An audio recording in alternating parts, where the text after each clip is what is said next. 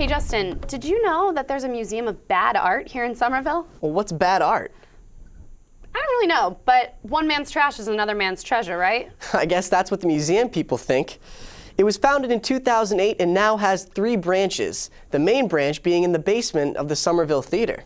This is the Museum of Bad Art, and it's the only museum in the world that collects and exhibits and celebrates art that would never make it in a traditional museum. Ladies and gentlemen, Swamet's Secret. It started with a friend finding a piece of art in the trash. He was going to throw out the art and sell the frame. It was in a beautiful frame. And another friend said, "You can't throw that out. That's so bad it's good, and I want to hang it in my house." Artists loved what we were doing.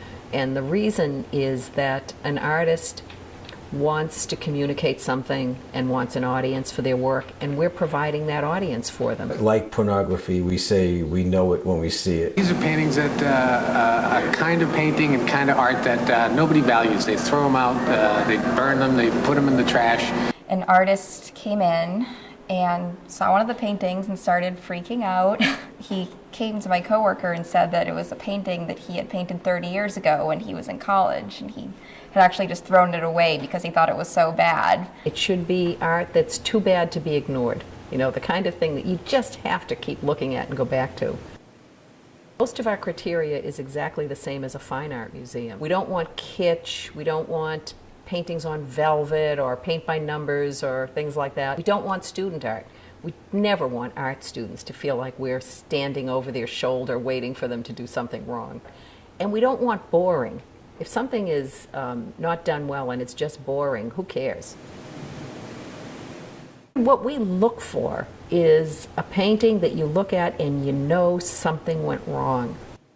Poor technique can be interesting if the poor technique results in a compelling image. Pauline Resting, and the reason we love this is a piece where it appears that the person who painted this has never seen a naked human body, but still went ahead and tried to paint it with a dislocated hip and breasts that are suspended from the shoulders and a hint of a mustache. It's just a wonderful piece.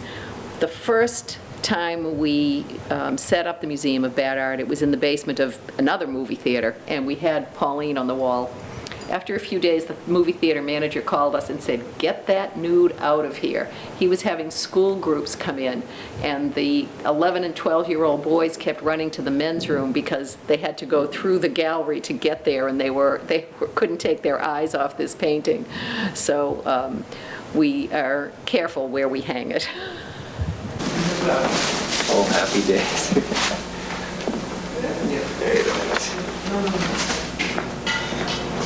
That's bad. Yeah, see? Yeah. I don't think that's worth more than $2. Oh, that's beautiful. At the start, say they were mostly from the Boston area, yard sales, thrift stores.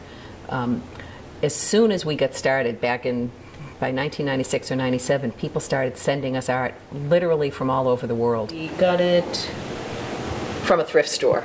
People send a lot of things that we don't consider art.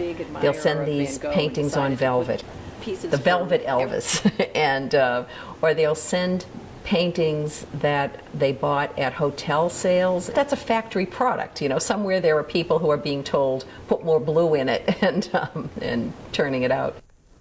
If you want to know more, check out the website, museumofbadart.org.